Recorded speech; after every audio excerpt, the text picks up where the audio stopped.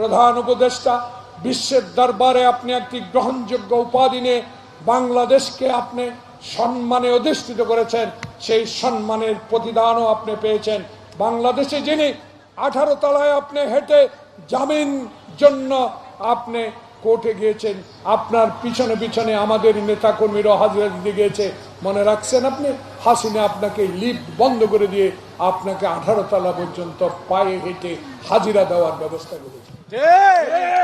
তাই আপনাকে মনে রাখতে হবে, তাই আপনাকেও স্মরণ রাখতে হবে, আপনি যে গ্রহণযোগ্যতা অর্জন করেছেন, বাংলাদেশে যে উপাধি নিয়ে এসেছেন, আমরা মাথা নত করে আপনাকে সম্মান করব।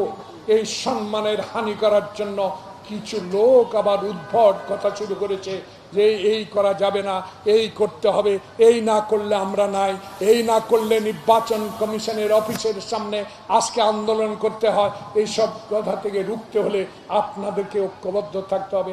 এই ঐক্যবদ্ধই ইনশাল্লাহ তারেক রহমানকে আগামীতে যে নির্বাচন হবে 1991 সালে যদি রশি টানিয়ে শাহাবুদ্দিন একটা নির্বাচন উপহার দিয়ে খালেদা জিয়াকে প্রধানমন্ত্রী করতে পারেন, তাহলে ডক্টর মোহাম্মদ ইউনূস আপনার সাথে 18 কোটি মানুষ আছে, আপনার সাথে সকল দল আছে। কিসের ভয় আপনার? কোনো ভয় আপনার নাই। আকাশের তারাকে যে বিশ্বাস করি, আমি মুসলমান, আল্লাহ রসুলকে বিশ্বাস করি, তাই আপনি 18 কোটি মানুষকে বিশ্বাস করে শাহাবুদ্দিনের মতো বিলম্ব না করে একটি নির্বাচনের রোড ম্যাপ ঘোষণা করেন। বাংলাদেশে 10.5 মাস হয়ে গেল, এখনো নির্বাচনের কোনো কথা নাই। থাকার কথা 3 মাস, 3.5 মাস হয়ে গেলেন। এত সংস্কার আমি বুঝি না। আমি বুঝি রাতের ভোট নয়, দিনের ভোট। আমি বুঝি আমার ভোট আমি দেব। আমি বুঝি হাসিনা বুঝি না। আমি বুঝি আমার ভোট আমি হুন্ডা গুন্ডার বিরুদ্ধে লড়াই করে কেন্দ্রে গিয়ে আমি ভোট দেব।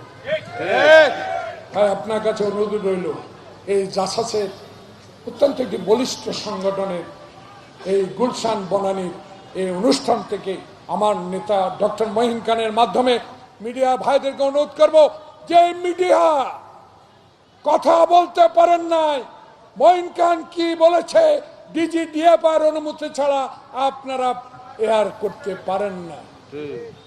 এখন স্বাধীন, এখন যা আপনার লেখা লিখতে পারবেন, তবে মিডিয়া জগতে থাকুন, মালিক পক্ষ নয়। আপনারা 18 কোটি জনগণের পক্ষে কথা বলবেন। আজকে আবার কিছু কিছু মিডিয়া চক্রান্ত শুরু করছে, এইসব আমাদের কানে আসে, বলতে চায় না। সময় আসবে, কারণ সময়ের জন্য 16 বছর বেগম জিয়া অপেক্ষা করেছে। তারেক রহমান দেশের বাইরে ছিল, সেই সময় আসবে, কারণ এই সময় এমন একটি নিরপেক্ষ নির্বাচন হবে, সেই নির্বাচনে ইনশাআল্লাহ আমরা সরকার গঠন করব।